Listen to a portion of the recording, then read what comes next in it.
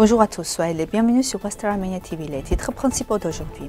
Les massacres et l'illégitimité du nouveau régime islamique à Damas. L'implication du Sokar en Géorgie dans le soutien à la propagande anti-arménienne. Gerhardt.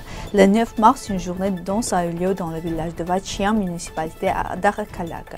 La communauté arménienne de Syrie en danger face aux attaques des groupes pro-turcs. La branche Amazgaïn de Détroit promeut la langue arménienne auprès d'un groupe d'enfants. Souvenir inoubliable événement pour célébrer le 40e anniversaire de la reconnaissance du génocide des Arméniens par l'ONU.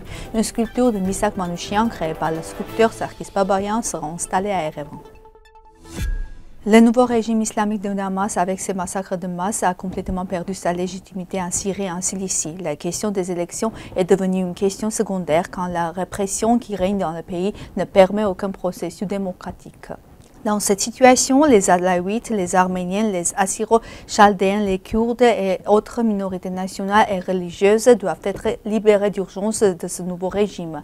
Ils sont confrontés à une menace imminente et doivent s'unir pour former leur propre gouvernement avant qu'un éventuel génocide ne soit perpétré. La communauté internationale ne peut rester indifférente à ces événements car les événements tragiques du passé montrent clairement qu'un tel silence ne contribue qu'à la commission de nouveaux crimes. Bakou et la Sokar non seulement entravent les événements pro-arméniens en Géorgie, mais diffusent aussi activement la propagande azerbaïdjanaise. La Sokar, l'un des plus gros investisseurs en Géorgie, contrôle 90% des approvisionnements en gaz du pays, ce qui assure l'influence politique de Bakou. Après la guerre d'Artsakh de 2020, l'Azerbaïdjan et Sokar ont intensifié leurs activités tentant de perturber les événements pro-arméniens et diffuser de la propagande anti-arménienne. En 2021, l'écrivain géorgien Irakli Kakabadze a organisé le concert Artsakh International Solidarity pour soutenir l'Artsakh, mais les représentants de Sokar ont menacé de l'annuler. Malgré la pression, l'événement n'a eu lieu, impliquant des artistes géorgiens et étrangers. Bakou organise également des visites dans l'Artsakh occupé, impliquant des Azerbaïdjanais de souche géorgienne. En octobre 2024, des visites similaires ont été effectuées à Chouchi, Akhna et Stepanakert. La propagande active de l'Azerbaïdjan et son influence croissante en Géorgie pourraient affecter la stabilité régionale et les relations arméno-géorgiennes. Le 9 mars, une journée de danse a eu lieu dans le village de Vachian, municipalité d'Arkalak, à laquelle ont participé des ensembles de danse locaux et invités. Le village de Vachian est bondé et actif aujourd'hui car de nombreux ensembles de différents endroits ont été arrivés pour se produire au club de village mettant en valeur la beauté et la plasticité de la danse folklorique arménienne et géorgienne. Le club était rempli de spectateurs et le maire d'Arkalak, Melkon Magarian, le président de la municipalité d'Arkalak, Sacré Boulot, Nairi Irissian et d'autres représentants des autorités locales étaient également présents. Le festival a parcouru un long chemin. Nous produisons toujours sur les scènes de grandes villes, alors pourquoi ne pas organiser des festivals dans les villages pour montrer les villages de l'intérieur? C'est pourquoi nous avons décidé d'inviter des ensembles dans notre village pour développer la vie culturelle du village. 14 ensembles se sont produits aujourd'hui. Deux groupes de notre village, des ensembles de Gumbri, Arkalak, Ninospinda, Aspinza et de nombreux ensembles représentant différents villages ont été invités, a déclaré Naslet Keyan, l'organisateur du festival et chorégraphe de l'ensemble Vachian. Les organisateurs ont remercié le gouvernement local d'avoir permis de cet événement d'avoir lieu, ainsi que le bienfaiteur du village pour avoir financé l'événement, en particulier les cadeaux et les certificats remis à ceux qui se produisent sur la scène du Vachian Village Club. La situation dans le nord de la Syrie reste tendue, en particulier dans les régions côtières alaouites où les groupes extrémistes Hamzat et Amshat, soutenus par la Turquie, commettent des massacres. Des membres de la communauté arménienne, le père et le fils Borossian, ont été assassinés sous l'accusation de liens présumés. Les dirigeants des communautés chrétiennes de Syrie ont publié une déclaration commune critiquant la lenteur des progrès des autorités pour assurer l'unité nationale. Entre-temps, le gouvernement a envoyé des unités de l'armée sur les lieux avec seulement 3 jours de retard.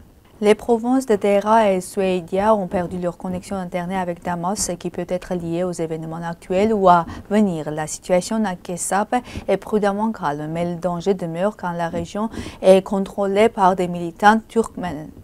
Les désaccords internes au sein des nouvelles autorités ont conduit à une augmentation des discriminations et des attaques contre les minorités. Dans ces conditions, l'inaction et la politique pro-turque des autorités arméniennes mettent en danger l'existence de la communauté syro-arménienne. En raison de l'absence d'un plan d'évacuation coordonné pour les Arméniens de Syrie, l'avenir de la communauté reste incertain et le patrimoine culturel arménien est vulnérable. L'Association nationale arménienne éducative et culturelle de Détroit a lancé un nouveau programme, un groupe de jeux arméniens pour les enfants de 1 à 3 ans. Le programme, qui a eu lieu une fois par semaine à une bibliothèque communautaire de Farmingol, vise à initier les enfants à la langue et à la culture arménienne. Pendant le groupe, les enfants jouent avec des jouets à thème arménien, lisent des livres et interagissent les uns avec les autres dans un environnement arménien. Le chef du groupe, Sosi Chernesian, souligne l'importance de l'initiative en créant un petit coin arménien où les enfants découvrent leur héritage. Ce programme Amazgaïn contribue à la formation des liens avec la langue arménienne, assurant la transmission continue de la langue et de la culture au sein de la communauté arménienne de Détroit. Un certain nombre d'organisations arméniennes de Boston organisent conjointement un événement commémoratif intitulé Remembered Unforgettable, 40e anniversaire de la reconnaissance par l'ONU du génocide des Arméniens. Il aura lieu le 6 avril à 3 h au Centre culturel et éducatif arménien de Watertown. L'orateur principal sera Arut Sassounian, rédacteur en chef du journal California Courier, qui a joué un rôle majeur dans le processus de reconnaissance du génocide arménien à l'ONU. La chorale nationale de Boston Art Nova, dirigée par le maestro Arthur Veragnan, se produira également lors de l'événement.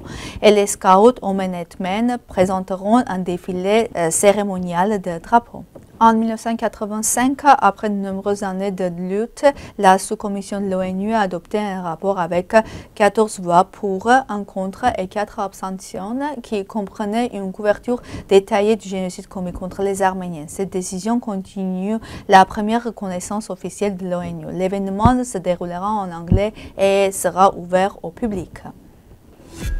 La sculpture de Sarkis Babayan a été déclarée gagnante du concours annoncé pour la réalisation du buste de Misak Manouchian. La sculpture du poète arménien et héros national de la France, Misak Manouchian, créée par la sculpteur Sarkis Babayan, sera installée à Erevan. À la suite du concours ouvert annoncé pour la réalisation du buste, 10 candidatures ont été reçues.